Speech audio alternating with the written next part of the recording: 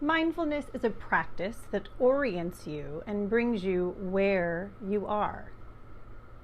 It takes away the noise of mindfulness. So many thoughts, so many meanings, so much judgment, so much assumption, so much comparison. Our minds are at work constantly. But is the work that they are doing helpful? Does it support us being our best selves, centering ourselves, or grounding into what we need to do and how we need to be to have what we want? These are questions that I want you to think about without thinking too much. It's important to ask yourself if what you think about and what you see around you is an objective truth. We have a lot of opinions, and our thoughts love to make up new opinions and new meanings. But what if we could just stay centered in truth? Let's get to the goals of mindfulness practice. There are three main goals. The first is to reduce suffering and increase happiness. Suffering can be pain, tension, or stress. Suffering can be physical, mental, emotional, or spiritual. We want to identify what suffering is necessary suffering and what suffering we create for ourselves, often through overthinking. That causes a lot of unnecessary, self-inflicted suffering.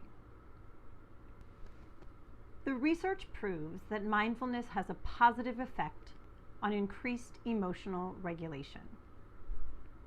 Mindfulness also increases the activity of the brain regions associated with positive emotion. One of the ways I like to point that out is we tend to use our thoughts to predict what the worst possible outcome might be, to protect ourselves from what negative things might happen. We could just as readily use our minds to create fantastical scenarios where everything in life is in order and everything is wonderful. Both are extreme, and neither is based in objective reality. It's all made up. Can you see how mindfulness could then decrease depression and anxiety? It can also decrease distraction or rumination, especially in our thoughts and behaviors. Mindfulness could also decrease anger and emotional irritability, confusion and cognitive disorganization, and even cardiopulmonary and digestive issues. When I work as a dietitian and meet a new patient who has some sort of irritable bowel syndrome, I ask them right away whether or not they experience anxiety. The truth is, we have an extraordinary number of nerve endings, end to end, in our digestive tract. So as much as it can be related to something physiological or food, it is also, most times, psychosomatic.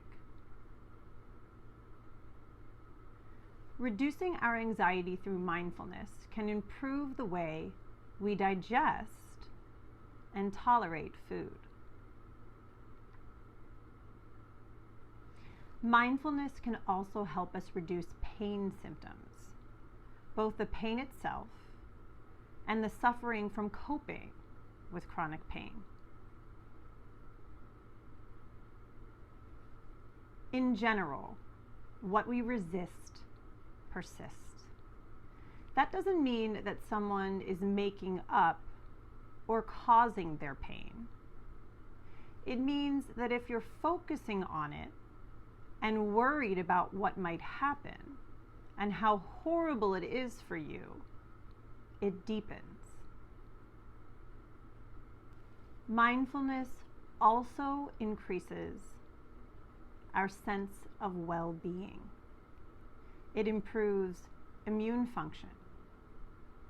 If we aren't suffering and causing excess stress in our system, the body can combat the things that cause anxiety and cause upset in our system.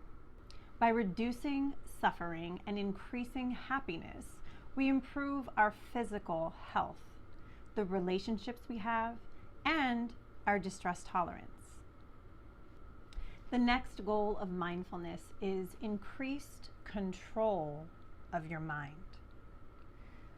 I don't mean some sort of Jedi mind control.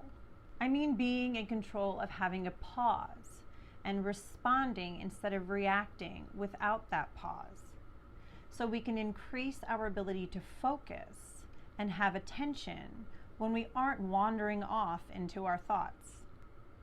Mindfulness has you focus. What do you want to focus on? Mindfulness can also help us detach from our thoughts and images and the sensations we feel in our bodies.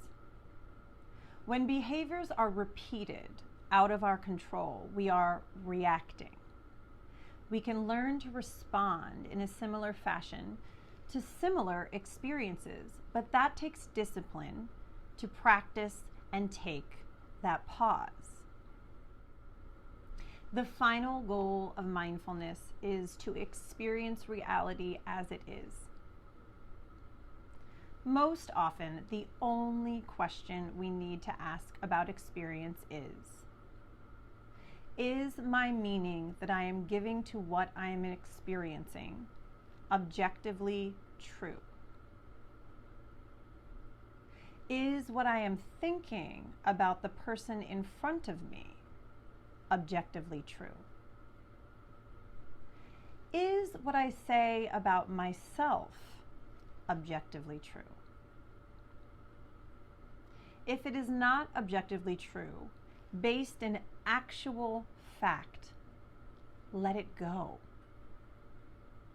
If I am being mindful and I am experiencing life and my experiences therein as they truly are, they are. And what they truly are, they are. It is what it is. Wouldn't it be nice to just stay present? Wouldn't it be nice to experience the moments, the seconds? Mindfulness has you learn to take your time, give yourself space, really engage with and get to know people intimately. When we suppress our feelings and our thoughts or try to avoid them in some way, we perpetuate them. Avoidance has no permanent effect on our well-being.